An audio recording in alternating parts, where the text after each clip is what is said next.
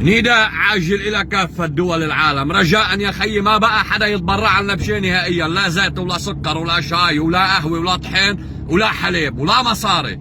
الزعماء والأحزاب بلبنان بيسرقوهم دغري يا خيي، دغري بيصيروا يحبوا الشاي، بيصيروا يحبوا الشاي والحليب والكعك بيعملوا مشاريع دغري ومصاري بيلهفوهم. ما عم نشوف شيء، ما عم نشوف. إذا كانوا للبد يعني بتحبوا الشعب اللبناني، مع كل احترامي للشعب اللبناني، تبرعوا لنا بخرا يا خي، بخرا، لأنه نحن فعلا شعب عم ناكل خرا. وشو بعرفني إذا بتتبرعوا بخرا يمكن يصيروا الزعماء بلبنان يحبوا أكل الخرا، ما هني بيحبوا أكل الخرا، يمكن يصيروا أكيلة خرا، ما هني أكيلة خرا. لا حتى بخرا ما تتبرعوا لناش يا خي، انسوا موضوع التبرع نهائيا.